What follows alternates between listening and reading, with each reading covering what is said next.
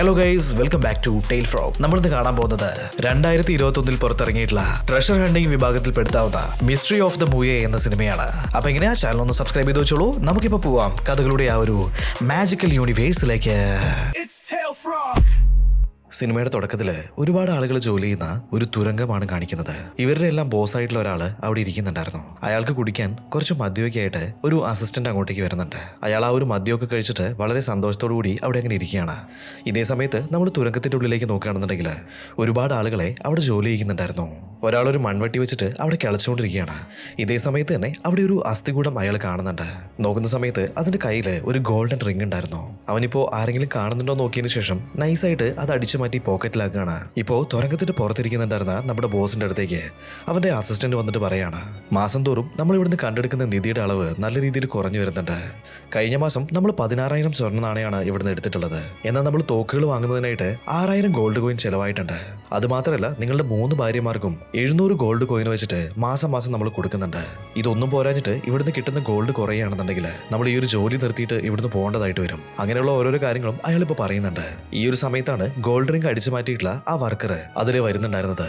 നമ്മുടെ ബോസിനെ കണ്ട സമയത്ത് തന്നെ അവനൊന്ന് ചെറുതായിട്ട് ഷെയ്ക്ക് ആവുന്നുണ്ട്. അവന്റെ ഈ ഒരു പതർച്ച കണ്ട സമയത്ത് തന്നെ നമ്മുടെ ബോസിന് കാര്യം മനസ്സിലായിട്ടുണ്ട്. പെട്ടെന്ന് തന്നെ അയാൾ കയ്യിലുണ്ടായിരുന്ന തോക്ക് വെച്ചിട്ട് അവനെ വെടിവെച്ച് വീഴ്ത്താണ്. അവൻ മരിച്ചു വീണ അതേ സമയത്ത് തന്നെ അവന്റെ വായിൽ ഒളിപ്പിച്ചിട്ടുണ്ടായിരുന്ന ആ ഒരു മോതിരം ഇപ്പൊ പുറത്തേക്ക് വന്ന് വീഴാണ്. ഇതേപോലെ ഇവിടെ ജോലി ചെയ്യുന്ന ആളുകൾ ഗോൾഡ് അടിച്ച് മാറ്റുന്നുണ്ടെങ്കിൽ പിന്നെ ഇങ്ങനെ കണക്ക് കുറയാതിരിക്കുക. ഇതേ സമയത്ത് തന്നെ തുരങ്കത്തിന്റെ ഉള്ളിൽ നിന്നും ഇപ്പോൾ ആളുകൾ അലറി വിളിക്കുകയാണ്, ബോസ് എത്രയും പെട്ടെന്ന് ഇങ്ങോട്ടേക്ക് വന്നു നോക്ക് എന്ന് പറഞ്ഞിട്ട് ഇപ്പൊ ബോസിനെ അങ്ങോട്ടേക്ക് വിളിച്ചു വരുത്തുന്നുണ്ട്. നോക്കുമ്പോൾ ഇവരവിടെ കുഴിച്ചുകൊണ്ടിരിക്കുന്ന സമയത്ത് അവിടെ ഉണ്ടായിരുന്ന ഒരു ചുമര് ഇടിഞ്ഞു വീണിട്ടുണ്ട്. അതിന്റെ ഉള്ളിൽ വളരെ ഡിഫറന്റ് ആയിട്ടുള്ള ഒരു ചേംബർ തുറന്നു വന്നിരിക്കുകയാണ്. ഉടനെ തന്നെ നമ്മുടെ ബോസിന്റെ അസിസ്റ്റന്റ് ഓടി വന്നിട്ട് ആ ഒരു ചേംബറിന്റെ ഉള്ളിലേക്ക് കൈയിട്ട് നോക്കുകയാണ്. അവിടുന്ന് അയാൾക്ക് വലിയൊരു തകിട് മാതിരി എന്തോന്ന് കിട്ടുന്നുണ്ട്. അതിന്റെ കൂടെ തന്നെ ഒരു ലോക്കറ്റും ഉണ്ടായിരുന്നു. ഇത് കണ്ട സമയത്ത് തന്നെ ആ ഒരു അസിസ്റ്റന്റ് നല്ല രീതിയിൽ പേടിക്കുന്നുണ്ട്. ബോസ്, ഇതെന്താന്ന് നിങ്ങൾക്കറിയോ? നിധി തേടിയിട്ട് കല്ലറ വേട്ടയാടുന്ന കല്ലറ റൈഡേഴ്സ് കഴുത്തിൽ തൂക്കുന്ന ഒരു പ്രത്യേകതരം ലോക്കറ്റാണിത്. ഇത് ഈ ഒരു അസ്ഥികൂടത്തിന്റെ ബോഡിയിൽ നിന്ന് നമുക്ക് കിട്ടിയിട്ടുണ്ടെങ്കിൽ അതിനർത്ഥം തീർച്ചയായിട്ടും ഈ ഒരു തുരങ്കത്തിന്റെ ഉള്ളിൽ ഒരുപാട് നിധി നിറഞ്ഞിട്ടുള്ള ഒരു കല്ലറയുണ്ടെന്നാണ്.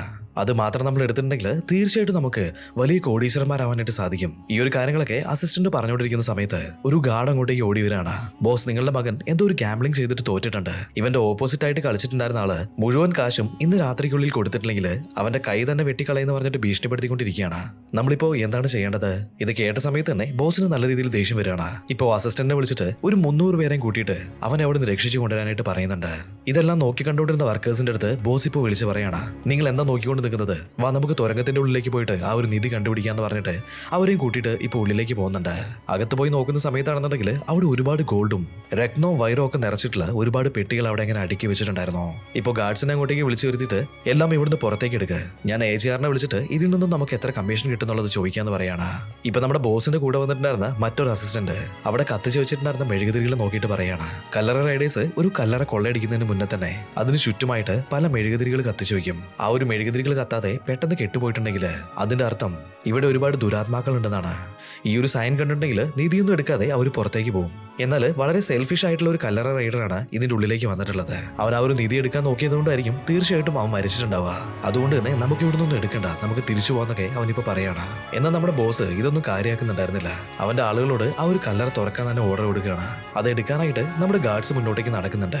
ഇതിനിടയിൽ തറയിലുണ്ടായിരുന്ന ഒരു സ്വിച്ചില് അവൻ അറിയാതെ ചവിട്ടി പോകുന്നുണ്ട്.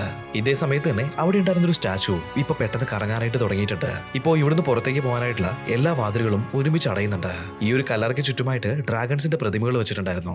അതിന്റെ വായിൽ നിന്നും ഇപ്പൊ തുരുതുരാന്ന് അമ്പുകൾ ചെയ്യാനായിട്ട് തുടങ്ങിയിട്ടുണ്ട്. ആ ഒരു ഭാഗത്തുണ്ടായിരുന്ന എല്ലാ ഗാർഡ്സിന്റെ മേത്തേക്കും ഈ ഒരു അമ്പ് തറച്ചിട്ട് അവരെല്ലാം തന്നെ മരിച്ചു വീഴാണ്.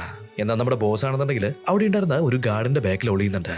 കുറെ സമയത്തിന് ശേഷം ഇപ്പോ എല്ലാം ശാന്തമാണ്. ബോസ് ഇപ്പോ മെല്ലെ പുറത്തേക്ക് ഇറങ്ങി വരുന്നുണ്ട്. ഇപ്പൊ ബാക്കി ഉണ്ടായിരുന്ന 2 ആൾക്കാരെ വിളിച്ചിട്ട് അവരെ കൊണ്ട് ആ ഒരു കല്ലറ തുറക്കുകയാണ്. ഉള്ളിൽ ഒരുപാട് പഴക്കമുള്ള ഒരു രാജാവിന്റെ ബോഡി ഉണ്ടായിരുന്നു. അത് മാത്രമല്ല ഒരുപാട് ഡയമണ്ട്സും അയാളുടെ കൂടെ അടക്കിയിട്ടുണ്ടായിരുന്നു. അത് എടുക്കാനായിട്ട് നമ്മുടെ ബോസ് ഇപ്പോ ഉള്ളിലേക്ക് കൈയിടാണ്. അതേ സമയത്ത് തന്നെ എന്തോ ഒരു ഗ്യാസ് പുറത്തേക്ക് വരുന്നുണ്ട്. ആ ഒരു ഗ്യാസ് മേത്തായ സമയത്ത് എല്ലാവരും തൊലി ഇങ്ങനെ ഉരുകി നിലത്തേക്ക് വീണോണ്ടിരിക്കുകയാണ്. ബോസ് ഇപ്പോ എങ്ങനെങ്കിലും പുറത്ത് കിടക്കാനായിട്ട് ആ ഒരു ഡോർ ബോംബ് വെച്ച് തകർക്കാൻ ഓർഡർ കൊടുക്കുകയാണ്. വേദന കൊണ്ട് പൊളഞ്ഞിട്ട് അങ്ങോട്ടും ഇങ്ങോട്ടും ഓടിക്കൊണ്ടിരുന്നിട്ടുണ്ടായിരുന്ന നമ്മുടെ ബോസ് അറിയാതെ മറ്റൊരു സ്വിച്ചിൽ ചവിട്ടുകയാണ്. അതേ സമയത്ത് തന്നെ നിലത്തുനിന്ന് ഒരുപാട് കുന്തകള് മുകളിലേക്ക് പാഞ്ഞു വരുന്നുണ്ട്.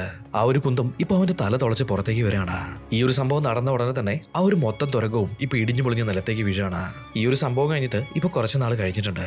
തുരങ്കത്തിന്റെ ഉള്ളിൽ നിന്ന് എടുത്തിട്ടുള്ള ആ ഒരു തകിടുമായിട്ട് ഒരു പോലീസുകാരൻ കാറിൽ അങ്ങനെ വന്നുകൊണ്ടിരിക്കുകയാണ്. അത് മറ്റാരുമല്ല, നമ്മുടെ ബോസിന്റെ മകനാണ്. തൊട്ടടുത്തിരിക്കുന്നുണ്ടായിരുന്ന ബോസിന്റെ അസിസ്റ്റന്റ്.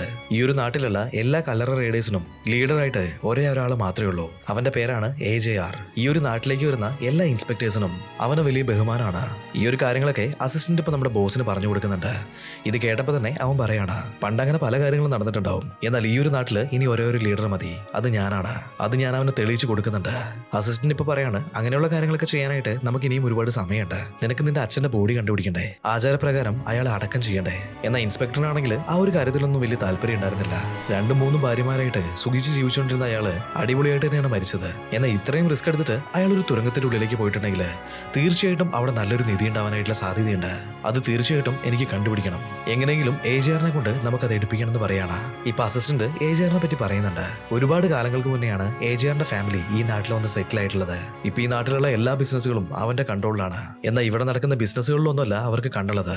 രാത്രിയായിട്ടുണ്ടെങ്കിൽ ഇതുപോലുള്ള നിധികൾ തേടി അലയുകയാണ് അവരുടെ പ്രധാന ജോലി. അങ്ങനെ ഓരോരോ കാര്യങ്ങൾ പറഞ്ഞിട്ട് ഇവർ നേരെ പോയിട്ടുള്ളത് AJRന്റെ വീട്ടിലേക്കാണ്. ഇപ്പൊ പോലീസുകാരുമായിട്ട് അവൻ അവിടെ വന്ന് ഇറങ്ങുന്നുണ്ട്. ഇതേ സമയത്ത് തന്നെ പുറത്തൊരു 3 ആളുകൾ നിന്നിട്ട് ഈ ഒരു കാര്യങ്ങളെല്ലാം നോട്ട് ചെയ്യുന്നുണ്ടായിരുന്നു. ഇപ്പൊ AJRന്റെ ഗ്യാങ്ങിലുണ്ടായിരുന്ന ലേഡി അവന്റെ അടുത്ത് വന്ന് പറയാണ്, മരിച്ചുപോയിട്ടുള്ള ബോസിന്റെ മകൻ ഇവിടെ എത്തിയിട്ടുണ്ട്. AJR പറയുന്നുണ്ട്, ആ ഒരു കാര്യങ്ങളൊക്കെ ഞാൻ ഡീൽ ചെയ്തോളാം, നീ പൊയ്ക്കോന്ന് പറയാണ്. എന്നാൽ അകത്തേക്ക് വന്നിട്ടുണ്ടായിരുന്ന നമ്മുടെ ഇൻസ്പെക്ടർ ആണെന്നുണ്ടെങ്കിൽ അവന്റെ കയ്യിലുണ്ടായിരുന്ന തോക്ക് ഉപയോഗിച്ചിട്ട് അവിടെ തൂക്കിയിട്ടുണ്ടായിരുന്ന വലിയൊരു വിളക്ക് അത് വെടിവെച്ച് നിലത്തേക്ക് ഇടുന്നുണ്ട്. ഈ ഒരു ശബ്ദം കേട്ടുകൊണ്ടാണ് AJRും അവന്റെ കൂടെ ഉണ്ടായിരുന്ന ആ ഒരു ലേഡിയും പുറത്തേക്ക് വരുന്നത്.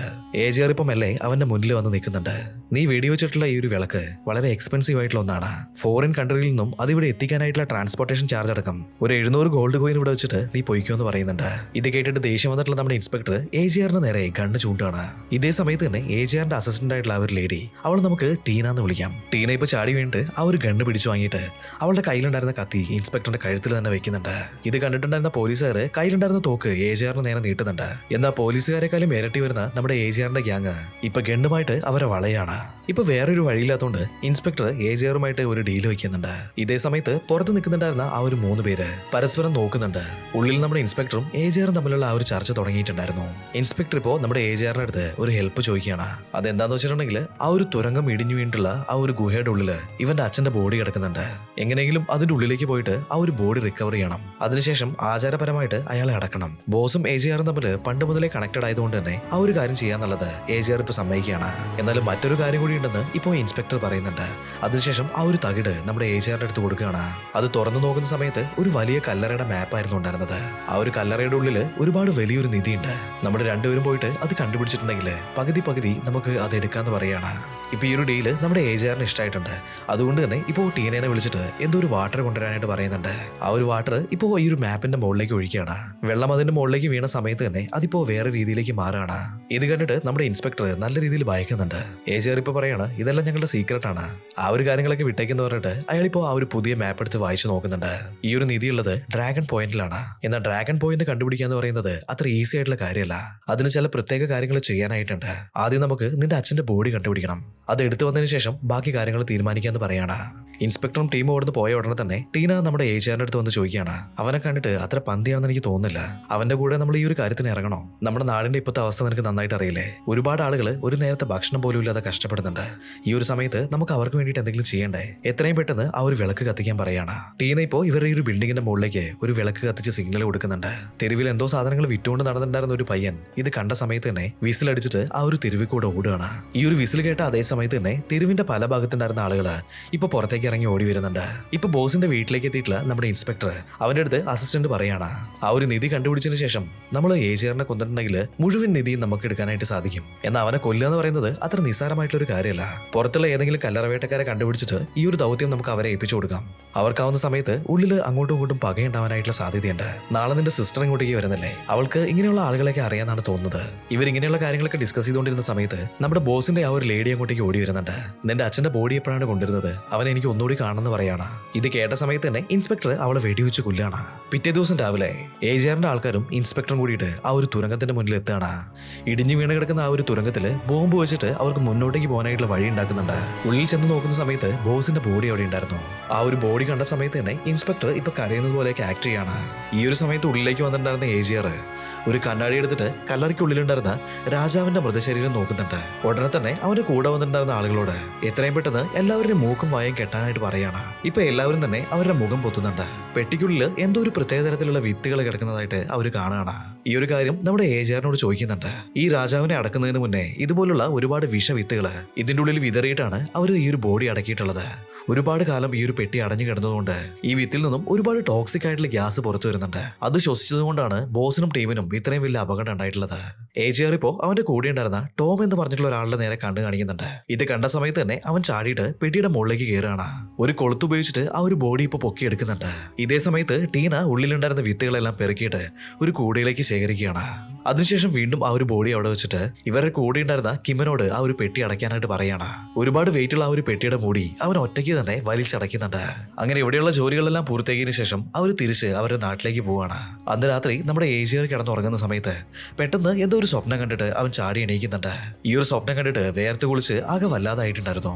ഒന്ന് റിലാക്സ് ചെയ്യാനായിട്ട് അവനിപ്പോ ആ ഒരു തെരുവിലൂടെ അങ്ങനെ നടക്കുകയാണ്. ഇപ്പൊ പെട്ടെന്ന് മുഖംമൂടി ധരിച്ചിട്ടുള്ള കുറച്ച് ആളുകള് ആയുധവുമായിട്ട് അവന്റെ മുന്നിലേക്ക് വന്ന് ചാടുന്നുണ്ട്. AGRനെ വെട്ടിക്കൊല്ലാനാണ് അവർ ശ്രമിക്കുന്നത്. എന്നാൽ നമ്മുടെ AGRന്റെ സ്ഥലത്ത് വന്നിട്ട് അവന് പ്രത്യേകിച്ച് ഒന്നും ചെയ്യാനായിട്ട് അവർക്ക് സാധിക്കുന്നുണ്ടായിരുന്നില്ല. AGR ഇപ്പോ എല്ലാരെയും അടിച്ച് തൂക്കുന്നുണ്ട്. അങ്ങനെ ഭയങ്കരമായിട്ടുള്ള ഒരു ഫൈറ്റ് തന്നെയാണ് അവിടെ നടക്കുന്നത്.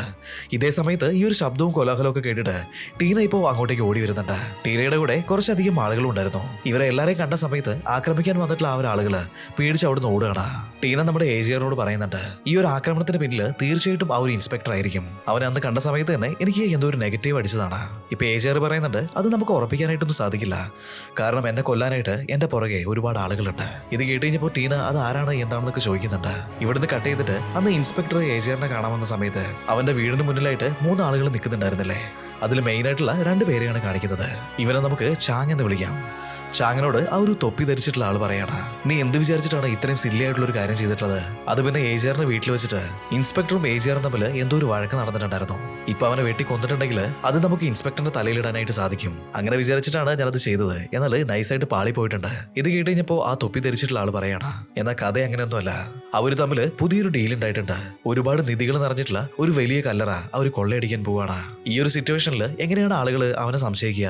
ഇൻസ്പെക്ടറിന്റെ ഫാമിലി ആ ഒരു മിഷന് വേണ്ടിയിട്ട് പുതിയ ആളുകളെ റിക്രൂട്ട് ചെയ്യുന്നുണ്ട്.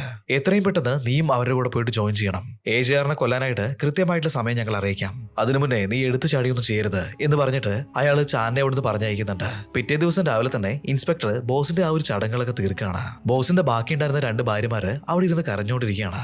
ഇതേ സമയത്ത് തന്നെ ഇവരുടെ വീടിന്റെ മുന്നിലേക്ക് ഒരു കാറ് വന്ന് നിൽക്കുന്നുണ്ട്. അതിൽ നിന്നും ഇറങ്ങി വരുന്നത് ആരാണെന്ന് നോക്കുകയാണെന്നുണ്ടെങ്കിൽ നമ്മുടെ ഇൻസ്പെക്ടറിന്റെ സിസ്റ്റർ ആയിരുന്നു. ഇവള് കാറിൽ വന്ന സമയത്ത് തന്നെ നമ്മുടെ ഷാനെയും കൂട്ടിയിട്ടായിരുന്നു അങ്ങോട്ട് വന്നിട്ടുണ്ടായിരുന്നത്. ഇപ്പൊ ഈ ഒരു ചടങ്ങും കാര്യങ്ങളെല്ലാം തീർത്തതിന് ശേഷം ഇൻസ്പെക്ടർ അവന്റെ സിസ്റ്ററിന്റെ അടുത്ത് സംസാരിക്കുന്നുണ്ട്. അവളെ നമുക്ക് ജൂലിയ എന്ന് വിളിക്കാം. ഞാൻ നിന്നോട് നമ്മുടെ നാട്ടിലുള്ള ഏതെങ്കിലും മാസ്റ്റേഴ്സിനെ കൂട്ടിയിട്ടാണ് വരാൻ പറഞ്ഞത്. എന്നാൽ നീ ഇവനെ കൊണ്ടുവന്നിട്ട് എന്തെങ്കിലും കാര്യമുണ്ടോ എന്നിങ്ങനെ ചോദിക്കുകയാണ്. ഇത് കേട്ടുകഴിഞ്ഞപ്പോൾ ജൂലിയ പറയുന്നുണ്ട്, ഇവനും കല്ലറ റൈഡേഴ്സിന്റെ ഒരു മാസ്റ്ററാണ്. അത് മാത്രമല്ല ഇവന് AGRന്റെ അടുത്ത് എന്തോ ഒരു റിവഞ്ച് ഉണ്ട്. ഇത് കേട്ട സമയത്ത് തന്നെ ഇൻസ്പെക്ടറിന് ക്യൂരിയോസിറ്റി ആവാണ്. അതെന്താണ് ആ ഒരു റിവഞ്ച് എന്ന് ചോദിക്കുന്നുണ്ട്. ഇപ്പൊ ചാന് ആ ഒരു ഫ്ലാഷ് ബാക്ക് പറയാണ്. ഒരുപാട് വർഷങ്ങൾക്ക് മുന്നേ AGRന്റെ ഫാമിലിക്ക് ആ നാട്ടിലെ രാജാവ് ഒരു ഗോൾഡൻ ബിസ്ക്കറ്റ് കൊടുത്തിട്ടുണ്ടായിരുന്നു. രാജാവിന്റെ കൈയെഴുത്തോട് കൂടിയിട്ടുണ്ടായിരുന്ന ആ ഒരു ഗോൾഡൻ ബിസ്ക്കറ്റ് അവര് വലിയൊരു അംഗീകാരമായിട്ടായിരുന്നു സൂക്ഷിച്ചിട്ടുണ്ടായിരുന്നത്. എന്നാൽ ഒരു ദിവസം അത് പെട്ടെന്ന് കാണാതെയാവുകയാണ്. അത് മോഷണം പോയതിന് കാരണം ചാങ്ങിന്റെ ഫാമിലിയിൽപ്പെട്ടിട്ടുള്ള ആ ഒരു കല്ലറ റൈഡേഴ്സ് ആണെന്നാണ് AGRന്റെ ഫാമിലി രാജാവിനെ അറിയിച്ചത്. അതുകൊണ്ട് തന്നെ ഇവരുടെ നാട്ടിലുണ്ടായിരുന്ന ആ ഒരു 4 കല്ലറ റൈഡേഴ്സിന്റെ ഫാമിലിയെ മുഴുവനായിട്ട് നശിപ്പിക്കുകയാണ്. ഈ ഒരു 4 ഫാമിലിയും കൺട്രോൾ ചെയ്യുന്ന മറ്റൊരാളുണ്ടായിരുന്നു. അയാളുടെ പിന്തലമുറയിൽപ്പെട്ടിട്ടുള്ള ആളുകളാണ് നമ്മുടെ ചാങ്ങിന്റെ ഗ്യാങ്. ഞങ്ങളുടെ ഫാമിലിയെ നശിപ്പിച്ചിട്ടുള്ള AGRന്റെ ആ ഒരു ഫാമിലി മുഴുവനായിട്ട് ഞങ്ങൾക്ക് നശിപ്പിക്കണം. അത് മാത്രമാണ് ഞങ്ങൾക്ക് വേണ്ടത്. ഇത് കേട്ടുകഴിഞ്ഞപ്പോൾ നമ്മുടെ ഇൻസ്പെക്ടർക്ക് ഒരുപാട് സന്തോഷമാണ്. ഇപ്പോൾ ചാങ്ങുമായിട്ട് പിറ്റേ ദിവസം രാവിലെ തന്നെ AGRന്റെ ടീമുമായിട്ട് ചേർന്നിട്ട് ആ ഒരു വലിയ നിധി തെരഞ്ഞിട്ടുള്ള കല്ലറ തേടിയിട്ട് ഇവർ യാത്രയാവുകയാണ്. ഇവരിങ്ങനെ പോകുന്നതിന്റെ ഇടയിൽ AGR ആ ഒരു കല്ലറയിൽ അടക്കിയിട്ടുള്ള രാജാവിനെ പറ്റിയും പറയുന്നുണ്ട്. മരണമില്ലാതെയാക്കുന്നതിന് വേണ്ടിയിട്ട് അയാൾ ഒരുപാട് കൊടൂരമായിട്ടുള്ള കാര്യങ്ങൾ ചെയ്തിട്ടുണ്ട്. എന്നാൽ അതുകൊണ്ടൊന്നും പ്രത്യേകിച്ച് ഒരു ബലം ഉണ്ടായിട്ടില്ല. അവസാനം അയാൾ മരിച്ച സമയത്ത് അയാളെ ആ ഒരു വലിയ കല്ലറയിലാണ് അടക്കം ചെയ്തത്. അതുമാത്രമല്ല കോടിക്കണക്കിന് വരുന്ന ഗോൾഡും അവിടെ നിക്ഷേപിച്ചിട്ടുണ്ട്. ഇത് കേട്ട സമയത്ത് തന്നെ നമ്മുടെ ഇൻസ്പെക്ടറിന് ഒരുപാട് സന്തോഷമാവാണ്. അങ്ങനെയാണെന്നുണ്ടെങ്കിൽ അത് നമ്മൾ കണ്ടുപിടിച്ചിട്ടുണ്ടെങ്കിൽ തീർച്ചയായിട്ടും ഈ ഒരു ലോകത്തിൽ വെച്ചിട്ട് തന്നെ ഏറ്റവും വലിയ കോടീശ്വരൻ ഞാനായിരിക്കുന്നൊക്കെ അവനിപ്പോ സ്വപ്നം കാണുന്നുണ്ട്. അങ്ങനെ ഓരോരോ കാര്യങ്ങളൊക്കെ സംസാരിച്ച് വിചാരിച്ചിട്ട് ഇവർ ആ ഒരു കാട്ടിലൂടെ അങ്ങനെ നടന്നു പോവാണ്. ഇതിനിടയിൽ അവിടെ ഒരു വീട് ഇവർ കാണുന്നുണ്ട്. ഇവരെ കണ്ട സമയത്ത് തന്നെ അവിടെ ഉണ്ടായിരുന്ന വയസ്സായിട്ടുള്ള ഒരാള് പെട്ടെന്ന് അവിടുന്ന് ഓടി രക്ഷപ്പെടാനായിട്ട് ശ്രമിക്കുകയാണ്. ഇപ്പൊ ഇൻസ്പെക്ടർ വേഗം മുന്നോട്ടേക്ക് ചാടുന്നുണ്ട്. അവന്റെ കയ്യിലുണ്ടായിരുന്ന തോക്ക് അയാൾക്ക് നേരെ ചൂണ്ടിയിട്ട് ആരാണ് നീ, എന്തിനാണ് ഇവിടെ ചുറ്റിത്തിരിയുന്നതെന്നൊക്കെ ചോദിക്കുകയാണ്. സാർ, ഞാൻ ഇവിടെ ജീവിക്കുന്ന ഒരു വേട്ടക്കാരനാണ്. മൃഗങ്ങളെ വേട്ടയാടെന്ന് അറിഞ്ഞിട്ട് നിങ്ങൾ എന്നെ അറസ്റ്റ് ചെയ്യാൻ വന്നതെന്ന് വിചാരിച്ചിട്ടാണ് ഞാൻ ഓടിയത്. ഇപ്പൊ നമ്മുടെ ഏജിയർ മുന്നോട്ടേക്ക് വരുന്നുണ്ട്. കയ്യിലുണ്ടായിരുന്ന മാപ്പ് അയാളെ കാണിച്ചു കൊടുക്കുകയാണ്. ഈ ഒരു മാപ്പിലുള്ള സ്ഥലം എവിടെയാണെന്ന് നിങ്ങൾക്ക് മനസ്സിലാവുന്നുണ്ടോ? അത് എവിടെയാണെന്ന് കാണിച്ചു തരാനൊക്കെ പറയാണ്. ഈ ഒരു മാപ്പ് കണ്ട സമയത്ത് തന്നെ ആ ഒരു വേട്ടക്കാരൻ നല്ല രീതിയിൽ പാനിക് ആവുന്നുണ്ട്. ഇതാ ഒരു ഗോസ്റ്റ് വില്ലേജ് അല്ലേ, അവിടേക്കൊന്നും ഇപ്പൊ ആരും പോവാറില്ല, അവിടെ ഒരുപാട് പ്രേതങ്ങളാണ് ജീവിക്കുന്നത്. ഇത് കേട്ടുകഴിഞ്ഞപ്പോ നമ്മുടെ ഇൻസ്പെക്ടർ നല്ല രീതിയിൽ ദേഷ്യം വരുന്നുണ്ട്. നിങ്ങൾ ഇല്ലാത്ത കഥയൊക്കെ പറഞ്ഞിട്ട് ഞങ്ങളെ പേടിപ്പിക്കാൻ ശ്രമിക്കുകയാണോ? അങ്ങനെയൊന്നുമില്ല സാർ, നമ്മൾ അങ്ങോട്ടേക്ക് പോകുന്നതിന് മുന്നേ ഒരു കാട് കടന്നിട്ട് വേണം നമ്മൾ അങ്ങോട്ട് പോകാനായിട്ട്. എന്നാൽ ആ ഒരു കാടിന്റെ ഉള്ളിലേക്ക് പോയിട്ടുള്ള ആരും ഇതുവരെ ജീവനോടെ തിരിച്ചു വന്നിട്ടില്ല. എന്തിന്, ആ ഒരു വില്ലേജിൽ പോലും ഇപ്പോഴും ആരും താമസമില്ല. മുഴുവനായിട്ട് നശിച്ചു പോയിട്ടുള്ള ഒരു ഗോസ്റ്റ് വില്ലേജ് മാത്രമാണത്. ഇത് കേട്ട് കഴിഞ്ഞപ്പോ നമ്മുടെ ടീനയ്ക്ക് ചെറുതായിട്ടൊരു പേടി വരുന്നുണ്ട്. ആ ഒരു കാട് അത് എവിടെയാണെന്നുള്ളത് ഞങ്ങൾക്ക് കാണിച്ചു തരാൻ പറ്റുമോ? ഇപ്പൊ ആ ഒരു ഹണ്ടർ കാട്ടിലേക്ക് പോകാനായിട്ടുള്ള ആ ഒരു ദിശയൊക്കെ അവർക്ക് കൃത്യമായിട്ട് തന്നെ പറഞ്ഞു കൊടുക്കുന്നുണ്ട്. അങ്ങനെ നടന്നു നടന്നിട്ട് നമ്മുടെ ടീം ഇപ്പൊ ഒരുപാട് ദൂരം മുന്നോട്ടേക്ക് പോയിട്ടുണ്ട്. എന്നാൽ ആ ഒരു കാടെത്തുന്നതിന് മുന്നേ തന്നെ രാത്രി ആയിട്ടുണ്ടായിരുന്നു. ഇപ്പൊ ഇവർ പോയിക്കൊണ്ടിരിക്കുന്ന ഭാഗത്ത് നിന്ന് എന്തൊക്കെയോ ഒരു പ്രത്യേകതരം സൗണ്ടുകളൊക്കെ പുറത്തേക്ക് വരുന്നുണ്ട്. ഇപ്പൊ അസിസ്റ്റന്റ് പറയാണ്, ആ ഒരു ഹണ്ടർ പറഞ്ഞിട്ടുള്ള കാട് തീർച്ചയായിട്ടും ഇത് തന്നെയായിരിക്കും. ഉള്ളിൽ നിന്ന് എന്തൊക്കെയോ ഭീകരമായിട്ടുള്ള ശബ്ദങ്ങൾ കേൾക്കുന്നുണ്ട്. അത് തന്നെയാണെന്ന് ഉറപ്പിക്കാനായിട്ട് ഞാനൊന്ന് പോയി ചെക്ക് ചെയ്ത് വരാന്ന് പറഞ്ഞിട്ട് ഏജിയർ ഇപ്പോ ഒറ്റയ്ക്ക് തന്നെ മുന്നോട്ടേക്ക് പോവാണ്. ചെന്ന് നോക്കുന്ന സമയത്താണെന്നുണ്ടെങ്കിൽ ഈ ഒരു കാടിന്റെ ഉള്ളില് മരിച്ചുപോയിട്ടുള്ള ഒരുപാട് പൂച്ചകളെയും മനുഷ്യന്മാരെയും മരത്തിലങ്ങനെ കെട്ടിത്തൂക്കി വെച്ചിരിക്കുകയാണ്. ഇപ്പൊ ഏജിയർ പേടിച്ചിട്ടാണെങ്കിലും മെല്ലെ മെല്ലെ മുന്നോട്ടേക്ക് പോകുന്നുണ്ട്. ഇതിനിടയിൽ മണികളെല്ലാം കെട്ടിയിട്ടുണ്ടായിരുന്ന ഒരു കയറ് അവൻ അറിയാതെ ചവിട്ടി പോവാണ്. ഉടനെ തന്നെ അവിടെ കെട്ടിവെച്ചിട്ടുണ്ടായിരുന്ന എല്ലാ മണികളും ഒരുമിച്ച് ശബ്ദം ഉണ്ടാക്കുന്നുണ്ട്. ഇപ്പൊ മരത്തിന്റെ മുകളിൽ തൂങ്ങിയാടുന്നുണ്ടായിരുന്ന മനുഷ്യന്മാരുടെ ശരീരങ്ങളെല്ലാം വാളുമായിട്ട് നമ്മുടെ ഏജിയറിന് മുന്നിലേക്ക് ചാടി വീഴാണ്. ഏജിയർ ഒരു വിധത്തില് അതിന്റെ ആക്രമണത്തിൽ നിന്നൊക്കെ രക്ഷപ്പെട്ട് പോവാണ്. എന്നാൽ ഇതിന്റെ ഇടയിൽ അറിയാതെ അവൻ മറ്റൊരു കയറിന്റെ മുകളിൽ ചവിട്ടാണ്. ഇപ്പൊ അവിടെ സെറ്റ് ചെയ്ത് വെച്ചിട്ടുണ്ടായിരുന്ന ഒരു കെണിക്കുള്ളില് അവൻ കൃത്യമായിട്ട് പോയി പെടുന്നുണ്ട്. മരത്തിന്റെ മുകളിൽ തൂങ്ങിയാടിക്കൊണ്ടിരുന്ന ആ ഒരു രൂപങ്ങളെല്ലാം ഇപ്പൊ നിലത്തേക്ക് ഇറങ്ങി വരികയാണ്. നമ്മുടെ ഏജിയറിനെ വെട്ടിക്കൊല്ലാനായിട്ട് അവന്റെ തൊട്ടടുത്ത് എത്തിയിട്ടുണ്ട്. എന്നാൽ ഈ ഒരു ശബ്ദമൊക്കെ കേട്ടിട്ട് അപ്പത്തേക്കും അവന്റെ ടീം അവിടെ എത്തിയിട്ടുണ്ടായിരുന്നു. അവരുടെ കയ്യിലുണ്ടായിരുന്ന കോടാലി ഉപയോഗിച്ചിട്ട് ഇപ്പൊ എല്ലാത്തിനെയും വെട്ടിക്കൂട്ടുന്നുണ്ട്. ഇനിയും ഇവരുടെ കൂടെ ഉണ്ടായിരുന്ന ഒരുപാട് ആളുകൾ കയ്യിൽ തീപ്പന്തുമായിട്ട് അങ്ങോട്ടേക്ക് ഓടി വരികയാണ്. ഇതേ സമയത്ത് തന്നെ നമ്മുടെ ചാങ്ങ ഈ ഒരു പൂച്ചകളുടെയും മനുഷ്യന്റെയും മൃതശരീരം ഇവിടെ തൂക്കിയിടാനായിട്ടുള്ള കാരണം എന്താണെന്നുള്ളത് ഒരു കഥയായിട്ട് പറയാണ്. ഇത് കേട്ടുകഴിഞ്ഞപ്പോ ഇവന് ഈ ഒരു കാര്യത്തെ പറ്റിയിട്ടൊക്കെ ഒരുപാട് നോളജ് ഉണ്ടെന്നുള്ളത് അവർക്ക് മനസ്സിലാവാണ്. ഏജിയർ ഇപ്പൊ പറയുന്നുണ്ട്, ആ ഒരു ഗോസ്റ്റ് വില്ലേജിലുള്ള ആളുകള് പുറത്തുനിന്ന് ആരും ഇതുപോലെ ഇങ്ങോട്ടേക്ക് വരാതിരിക്കാൻ വേണ്ടിയിട്ടാണ് ഈ ഒരു കാര്യങ്ങളൊക്കെ സെറ്റ് ചെയ്ത് വെച്ചിട്ടുള്ളത്. അങ്ങനെയാണെന്നുണ്ടെങ്കിൽ തീർച്ചയായിട്ടും ആ ഒരു കല്ലറ ഇവിടെ അടുത്ത് എവിടെയെങ്കിലും ആയിരിക്കും ഉണ്ടാവുക. അതുകൊണ്ട് തന്നെ ഇനിയും ഒരുപാട് അപകടങ്ങൾ നമ്മളെ കാത്തിരിക്കുന്നുണ്ട്. അതുകൊണ്ട് ഇനി ഓരോ അടിയെടുത്ത് മുന്നോട്ടേക്ക് വെക്കുമ്പോഴും എല്ലാവരും നല്ല രീതിയിൽ ശ്രദ്ധിച്ചിട്ട് വേണം പോവാന്ന് പറയാണ്. അങ്ങനെ ഇവർ പോയിട്ട് വലിയൊരു മലയുടെ മുകളിൽ എത്തിയിട്ടുണ്ട്. അവിടുന്ന് താഴേക്ക് നോക്കുന്ന സമയത്ത് ഇവർ തേടി വന്നിട്ടുള്ള ആ ഒരു ഗ്രാമം കാണാണ്. അപ്പൊ ഈ ഒരു ഗ്രാമത്തിനെ പറ്റിയുള്ള ചില കാര്യങ്ങൾ നമ്മുടെ ചാങ്ങും പറയുന്നുണ്ട്. ഇത് കേട്ടുകഴിഞ്ഞപ്പോ നമ്മുടെ ഏജിയർ നല്ല രീതിയിൽ ഷോക്ക് ആവുന്നുണ്ട്. മാസ്റ്റർ, നിങ്ങൾ ആരാണെന്നൊന്ന് പറയോ? എനിക്കറിയുന്ന ഒരുപാട് കാര്യങ്ങൾ നിങ്ങൾക്കും അറിയാലോ. അങ്ങനെയാണെങ്കിൽ നിങ്ങളും തീർച്ചയായിട്ടും കല്ലറ റൈഡേഴ്സിന്റെ ഒരു മാസ്റ്റർ ആയിരിക്കാനുള്ള സാധ്യതയുണ്ട്. നിങ്ങൾ ഏത് ഗ്രൂപ്പിൽ പെട്ടിട്ടുള്ള ആളുകളാണ്? അങ്ങനെ ഓരോരോ കാര്യങ്ങളൊക്കെ നമ്മുടെ ഏജിയർ വളരെ റെസ്പെക്ടോടെ തന്നെ നമ്മുടെ ചാങ്ങനോട് ചോദിക്കുന്നുണ്ട്. ഇങ്ങനെയുള്ള കാര്യങ്ങളൊക്കെ ഇവർ സംസാരിക്കുന്ന സമയത്ത് ആ അസിസ്റ്റന്റ് ഇതിന്റെ ഇടയിൽ കയറി വരികയാണ്. സാർ, നമ്മൾ ആ ഒരു കല്ലറയുടെ അടുത്തെത്തിയെന്നാണ് എനിക്ക് തോന്നുന്നത്. എത്രയും പെട്ടെന്ന് നമുക്ക് അങ്ങോട്ടേക്ക് നീങ്ങാന്ന് പറഞ്ഞിട്ട് ഏജിയറിനെ ഇപ്പോൾ ഡൈവേർട്ട് ചെയ്യുന്നുണ്ട്. ഏജിയറും ഇപ്പോൾ അവന്റെ കയ്യിലുണ്ടായിരുന്ന ഒരു പ്രത്യേക തരത്തിലുള്ള കോമ്പസ് പുറത്തെടുക്കുകയാണ്. അതിനുശേഷം ഈ ഒരു ഡ്രാഗൺ പോയിന്റിലേക്ക് പോകാനായിട്ടുള്ള വഴി കണ്ടുപിടിക്കുന്നുണ്ട്. ഇപ്പൊ ടോമിനെ വിളിച്ചിട്ട് പറയാണ്, ഈ ഒരു വഴിയിലൂടെ നീ ആ ഒരു ഗ്രാമത്തിലേക്ക് പോകണം, എന്നിട്ട് ആ ഒരു കല്ലറയിലേക്ക് ഇറങ്ങാനായിട്ടുള്ള വഴി കണ്ടുപിടിക്കേ. എന്തെങ്കിലും അപകടം ഉണ്ടാവണമെന്നുണ്ടെങ്കിൽ ഞങ്ങൾക്കൊരു സിഗ്നൽ തന്നാൽ മതി. അപ്പോഴത്തേക്കും ഞങ്ങൾ അവിടെ വന്നിട്ട് നിന്നെ രക്ഷിക്കാന്ന് പറയാണ്. ഇത് കേട്ട സമയത്ത് ടോം ഒരു കയറ് കെട്ടിയിട്ട് മെല്ലെ താഴേക്ക് ഇറങ്ങുന്നുണ്ട്. അവനിപ്പോ അങ്ങനെ ആ ഒരു കാട്ടിലൂടെ ഓടിയിട്ട് അവസാനം ആ ഒരു ഗ്രാമത്തിൽ എത്തിച്ചേർന്നിട്ടുണ്ട്. കയ്യിലുണ്ടായിരുന്ന ലൈറ്റർ കത്തിച്ചിട്ട് മെല്ലെ മുന്നോട്ടേക്ക് പോവാണ്. അവിടെയുള്ള ഒരു വീടിന്റെ ഉള്ളിലേക്ക് ചെന്ന് നോക്കുന്ന സമയത്ത് ഒരുപാട് ചിലന്തി വലകൾ അതിന്റെ ഉള്ളിൽ നിറഞ്ഞിട്ടുണ്ടായിരുന്നു. അത് മാത്രമല്ല, ചിലന്തി വലകൾക്കുള്ളിൽ കുടുങ്ങിയിട്ട് ഒരു മനുഷ്യൻ മരിച്ചു കിടക്കുന്നതായിട്ടും അവൻ കാണുന്നുണ്ട്. അതുപോലെ ഇവൻ മറ്റുള്ള വീട്ടിലും കയറി നോക്കുകയാണ്. എല്ലാ വീട്ടിലും ഇത് തന്നെയായിരുന്നു കാഴ്ച. ഒരുപാട് ആളുകൾ ഇങ്ങനെയുള്ള ചിലന്തി വലകളിൽ പെട്ടിട്ട് തല കീഴായിട്ട് അവിടെ തൂങ്ങിക്കിടക്കുന്നുണ്ടായിരുന്നു. അങ്ങനെ പോകുന്നതിന്റെ ഇടയിൽ നിലത്തും ഒരു ഡെഡ് ബോഡി കിടക്കുന്നതായിട്ട് അവൻ കാണാണ്. അവന്റെ കത്തി എടുത്തിട്ട് അതിന്റെ നെഞ്ചൊന്ന് കീറി നോക്കുന്നുണ്ട്. അതിന്റെ ഉള്ളിൽ നിന്ന് ഒരു ചിലന്തി വന്നിട്ട് അവന്റെ കയ്യിലേക്ക് കടിക്കുകയാണ്. വേദന സഹിക്കാതെ അവനിപ്പോ ചാടി എണീക്കുന്നുണ്ട്. നോക്കുമ്പോ ആ ഒരു വീടിന്റെ മേൽക്കൂര മുഴുവനായിട്ട് ഒരുപാട് ചിലന്തികൾ നിറഞ്ഞിട്ടുണ്ടായിരുന്നു. ഇതാ ഒരു ഹണ്ടർ പറഞ്ഞിട്ടുള്ള പോലെ ഭയങ്കര ഡേഞ്ചറസ് ആയിട്ടുള്ള ഒരു ഗ്രാമം തന്നെയാണെന്ന് മനസ്സിലാക്കിയിട്ട് അവനിപ്പോ അവിടുന്ന് പുറത്തേക്ക് ഓടുന്നുണ്ട്. എന്നാൽ ആ ഒരു ചിലന്തികൾ ഇവന്റെ പുറകെ തന്നെ ഓടി വരികയാണ്. പിന്നെ ഒട്ടും തന്നെ താമസിക്കാതെ അവൻ ബാക്കിയുള്ളവർക്ക് സിഗ്നൽ കൊടുക്കുകയാണ്. ടോമിന് എന്തോ ഒരു അപകടം പറ്റിയെന്ന് മനസ്സിലാക്കിയിട്ട് എല്ലാവരും കൂടിയിട്ട് ആ ഒരു ഗ്രാമത്തിലേക്ക് ഓടി വരുന്നുണ്ട്. നോക്കുമ്പോൾ എല്ലാ ദിശയിൽ നിന്നും ഒരുപാട് എട്ടുകാലികൾ ഇവരുടെ നേരെ പാഞ്ഞു വരികയാണ്.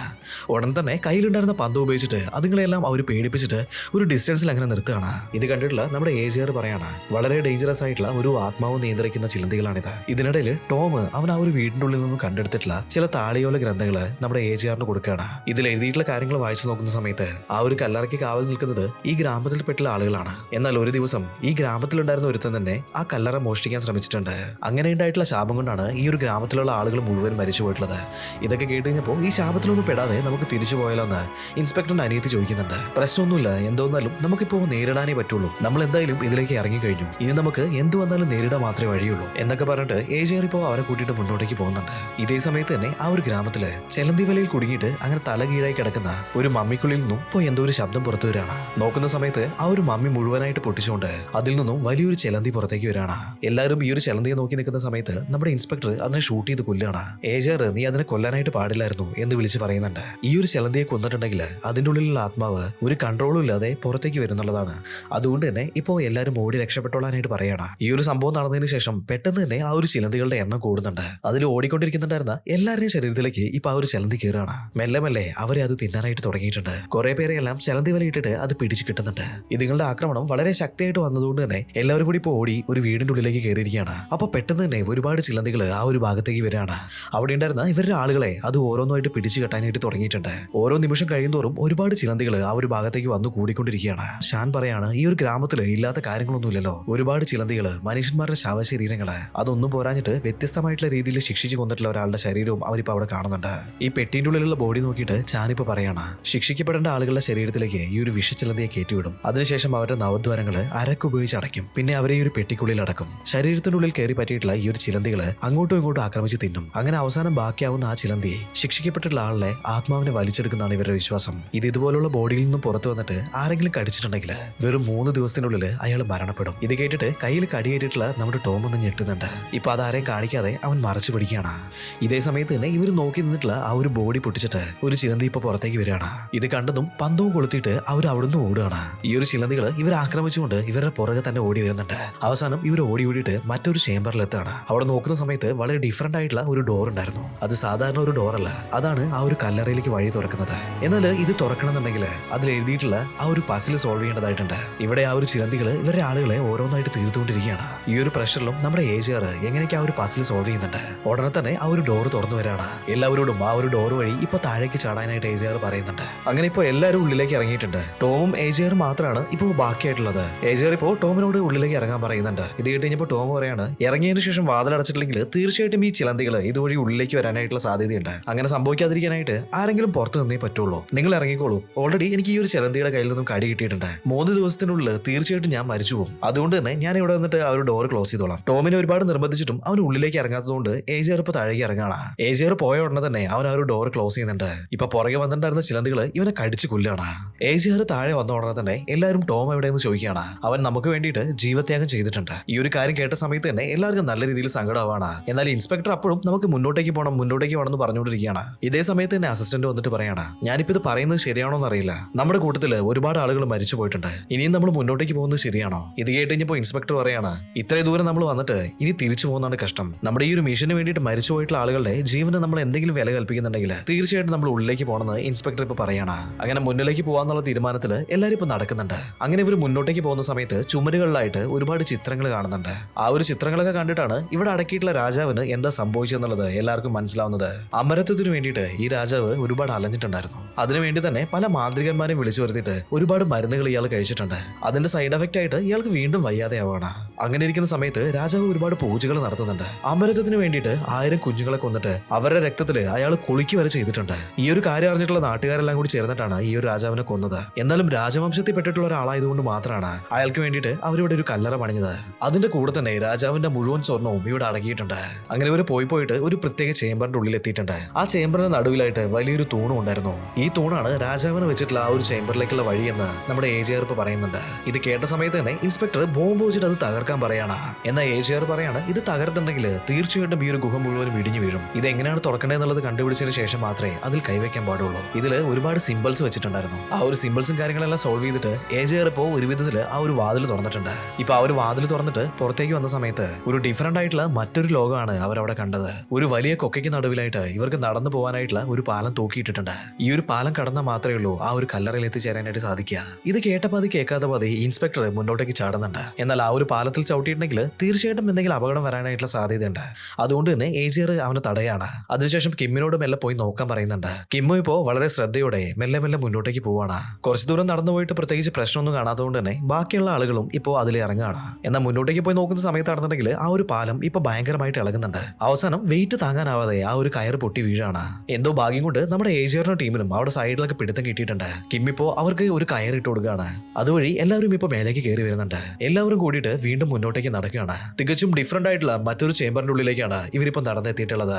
ചെന്ന് നോക്കുന്ന സമയത്താണെന്നുണ്ടെങ്കിൽ അവിടെ 2 ശവപ്പെട്ടികൾ വെച്ചിട്ടുണ്ടായിരുന്നു. ഇതിൽ ഏതിലാണ് രാജാവിന്റെ ശരീരം അടക്കിയിട്ടുള്ളത്? ഏജിയർ ഇപ്പൊ പറയാണ് ഇതൊരു പ്രത്യേക രീതിയാണ്. ഒരു ശവപ്പെട്ടിയിൽ അദ്ദേഹത്തിന്റെ ശരീരവും മറ്റൊരു പെട്ടിയിൽ അദ്ദേഹത്തിന്റെ ആത്മാവിനെയാണ് അടക്കിയിട്ടുള്ളത്. ഈ ഒരു രീതിക്ക് ഇന്യാങ് എന്നാണ് പറയാ. ഇൻസ്പെക്ടർ കല്ലറ തുറക്കാനായിട്ടുള്ള ഓർഡർ കൊടുക്കുന്നുണ്ട്. അവന്റെ ഗാർഡ്സ് മുന്നോട്ടേക്ക് വന്നിട്ട് അതിലൊരു കല്ലറ തുറക്കാണ്. അതിനുള്ളിൽ ആ ഒരു രാജാവിന്റെ ശരീരമായിരുന്നു. അയാളുടെ കഴുത്തിലായിട്ട് പാരമ്പര്യമായിട്ട് കൈമാറി വന്നിട്ടുള്ള ആ ഒരു ഗോൾഡും വെച്ചിട്ടുണ്ട്. ഇൻസ്പെക്ടർ ഇപ്പോ മെല്ലെ അത് എടുക്കുന്നുണ്ട്. അതിനുശേഷം ഏജിയറിന് നേരെ തോക്ക് ചൂണ്ടുകയാണ്. ഇത് ഞാൻ പ്രതീക്ഷിച്ചത് തന്നെയായിരുന്നു എന്ന് പറഞ്ഞിട്ട് ഏജിയർ ഇപ്പോ ചാന്റെ അടുത്ത് ഹെൽപ്പ് ചോദിക്കുകയാണ്. എന്നാൽ ചാനിപ്പോ വളരെ ദേഷ്യത്തോടെ തന്നെ അവന്റെ അടുത്ത് ഷൗട്ട് ചെയ്യുന്നുണ്ട്. നീ ആരെടുത്ത ഹെൽപ്പ് ചോദിക്കുന്നതെന്നറിയോ? ഒരു അവസരം കിട്ടിയിട്ടുണ്ടെങ്കിൽ നിന്നെ തീർക്കാൻ വേണ്ടി തന്നെയാണ് ഞാൻ ഈ ഒരു ഗ്രൂപ്പിൽ ചേർന്നത്. ഇത് കേട്ടുകഴിഞ്ഞപ്പോ ഏജിയർ വളരെ അത്ഭുതത്തോടെ നീ എന്തിനാ എന്നെ കൊല്ലാൻ നോക്കുന്നതെന്ന് ചോദിക്കുന്നുണ്ട്. അതെന്താന്നുള്ളത് നിനക്ക് അറിയില്ലേ? നിന്റെ കുടുംബമാണ് എന്റെ കുടുംബത്തിനെ മുഴുവനായിട്ട് തീർത്തിട്ടുള്ളത്. ആ ഒരു റിവെഞ്ച് എനിക്ക് തീർത്തേ പറ്റുള്ളൂ. ഇവരിങ്ങനെയുള്ള കാര്യങ്ങളൊക്കെ സംസാരിച്ചുകൊണ്ടിരിക്കുന്ന സമയത്ത് ഇൻസ്പെക്ടർ തലയിലേക്ക് മറ്റൊരാൾ ഗണ്ണ് വയ്ക്കുകയാണ്. ഇതാരാണ് പുതിയതായിട്ട് എൻട്രി കൊടുക്കുന്നതെന്ന് നോക്കുകയാണെന്നുണ്ടെങ്കിൽ അത് മറ്റാരും ആയിരുന്നില്ല, ആ ഒരു അസിസ്റ്റന്റ് തന്നെയായിരുന്നു. ഇത്രയും വർഷമായിട്ട് അടിമയെ പോലെ പെരുമാറിക്കൊണ്ടിരുന്ന ഇയാള് സത്യത്തില് കല്ലറ റൈഡേഴ്സിന്റെ ഒരു മാസ്റ്റർ തന്നെയായിരുന്നു. ഇപ്പൊ നിങ്ങൾ എല്ലാവരും മരിക്കാൻ പോവാണ്. ഈ ഒരു നീതി മുഴുവനും എന്റെ കയ്യിലേക്കാണ് വരാൻ പോകുന്നത്. ഈ കാര്യം ഇയാൾ പറഞ്ഞ അതേ സമയത്ത് തന്നെ അവിടെ വെച്ചിട്ടുണ്ടായിരുന്ന മറ്റൊരു പെട്ടിയിൽ നിന്നും എന്തൊക്കെയോ ശബ്ദം കേൾക്കാനായിട്ട് തുടങ്ങിയിട്ടുണ്ട്.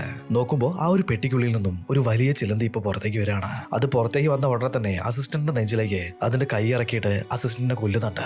ഇത്രയും വലിയൊരു എട്ടുകാലിയെ കണ്ടിട്ട് ഏജിയർ തന്നെ ഭയന്ന് നിൽക്കുകയാണ്. എട്ടുകാലിയാണെന്നുണ്ടെങ്കിൽ കണ്ണിൽ കണ്ടിട്ടുള്ള എല്ലാവരും തന്നെ ഇപ്പൊ കൊല്ലാനായിട്ട് തുടങ്ങിയിട്ടുണ്ട്. ഇതിനിടയിൽ ഏജിയർ ഒരു കത്തിയായിട്ട് അതിന്റെ മുകളിലേക്ക് ചാടി കയറുന്നുണ്ട്. അതിന്റെ തലയ്ക്ക് തന്നെ ഇപ്പൊ ചറ പറന്ന് കുത്തുകയാണ്. കിമ്മും മുന്നോട്ടേക്ക് വന്നിട്ട് ആ ഒരു ചിലന്തിക്ക് നേരെ ഇപ്പൊ ചറ പറന്ന് വെടിവെക്കുകയാണ്.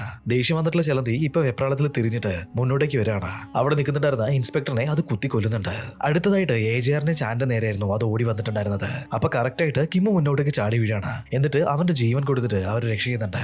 ഏജിയറും ചാനും ഇൻസ്പെക്ടറിന്റെ സിസ്റ്ററും പിന്നെ ടീനയും കൂടിയിട്ട് ഒരു വിധത്തിൽ ആ ഒരു ചേംബറിൽ നിന്ന് എങ്ങനെയൊക്കെ ഓടി പുറത്തേക്ക് വന്നിട്ടുണ്ട്. വന്നു നോക്കുന്ന സമയത്ത് ഇവർക്ക് അപ്പുറം കടക്കാനായിട്ടുള്ള ആ ഒരു പാലം അത് മുഴുവനായിട്ട് നശിച്ചു കിടക്കാണ്. ഉടനെ തന്നെ നമ്മുടെ ഏജിയർ അവന്റെ കയ്യിലുണ്ടായിരുന്ന ഒരു പ്രത്യേക തരത്തിലുള്ള കയറ് അപ്പുറത്തെ സൈഡിലേക്ക് എറിഞ്ഞു പിടിപ്പിക്കുകയാണ്. ടീനയും ഇൻസ്പെക്ടറിന്റെ സിസ്റ്ററും ഒരു ബെൽറ്റ് വെച്ചിട്ട് തൂങ്ങിയാടി അപ്പുറം കിടക്കുന്നുണ്ട്. ഏജിയറും ഇപ്പൊ അവന്റെ ബെൽറ്റ് ഉപയോഗിച്ചിട്ട് അപ്പുറം കിടക്കുകയാണ്. അതിനുശേഷം ചാനിനെ അപ്പുറം കിടക്കാനായിട്ട് വിളിക്കുന്നുണ്ട്. എന്നാൽ ചാൻ അങ്ങോട്ടേക്ക് വരാനായിട്ട് കൂട്ടാക്കുന്നുണ്ടായിരുന്നില്ല. അവിടെ നിന്നിട്ട് ആ ഒരു സ്പൈഡറിനെ കൊല്ലാനാണ് ഇവൻ തീരുമാനിച്ചിട്ടുള്ളത്. ഈ ഒരു സമയത്താണ് ചാന് അവന്റെ കുട്ടിക്കാലം ഓർമ്മ വന്നത്. ചെറുപ്പത്തില് ഏജിയറും ചാനും ഒരുമിച്ചായിരുന്നു ഉണ്ടായിരുന്നത്. ഒരു ദിവസം അവരെങ്ങനെ കളിച്ചുകൊണ്ടിരിക്കുന്ന സമയത്ത് ചാനിന്റെ അച്ഛൻ വന്നിട്ട് ഇവരാണ് നമ്മുടെ ഫാമിലിയെ കൊന്നതെന്ന് പറഞ്ഞ് അവനെ അവിടുന്ന് കൂട്ടിയിട്ട് പോകുന്നുണ്ട്. അങ്ങനെ ഇവര് വേർപിരിയാണ്. ഈ ഒരു കാര്യങ്ങളൊക്കെ ഇപ്പൊ രണ്ടുപേരുടെയും മനസ്സിലേക്ക് വരുന്നുണ്ട്. എന്നാൽ ഈ ഒരു സമയത്തേക്കും ചിലന്തി അങ്ങോട്ടേക്ക് എത്തിയിട്ടുണ്ടായിരുന്നു. അതിപ്പോ അവരെ ആക്രമിക്കാതിരിക്കാനായിട്ട് ചാനിപ്പോ അതിനെ കൊണ്ട് ആ ഒരു കൊക്കയിലേക്ക് ചാടുകയാണ്. ഇപ്പൊ 2 ദിവസം കഴിഞ്ഞിട്ടുണ്ട്. നമ്മുടെ ഏജിയർ അവന്റെ വീട്ടിലാണുള്ളത്. ഇപ്പൊ ആ ഒരു കല്ലറയിൽ നിന്നും ഇവര് ഒരുപാട് നിധി എടുത്തിട്ടുണ്ട്. അത് മുഴുവനും ആ ഒരു നാട്ടിലെ ദാരിദ്ര്യം അനുഭവിച്ചുകൊണ്ടിരിക്കുന്ന ആളുകൾക്ക് അവൻ കൊടുക്കുകയാണ്. ഇതെല്ലാം കണ്ടുകൊണ്ട് ഇൻസ്പെക്ടർ സിസ്റ്ററും അവരുടെ കൂടെ ഉണ്ടായിരുന്നു. ഈ ഒരു സീനെ കാണിച്ചിട്ട് സിനിമ ഇവിടെ വെച്ചിട്ട് കഴിയാണ്. എങ്ങനെയുണ്ട് ഗൈസ്? നിങ്ങൾക്ക് ഇഷ്ടമായിട്ടുണ്ടെങ്കിൽ തീർച്ചയായിട്ടും വീഡിയോ ഒന്ന് ലൈക്ക് ചെയ്ത് നോക്കണേ. അതുപോലെ തന്നെ നിങ്ങളുടെ അഭിപ്രായങ്ങൾ ഒന്ന് കമന്റ് ചെയ്യാനും മറക്കണ്ട. അപ്പോൾ പുതിയൊരു വീഡിയോ ആയിട്ട് കാണുന്നത് വരെ ബൈ ബൈ.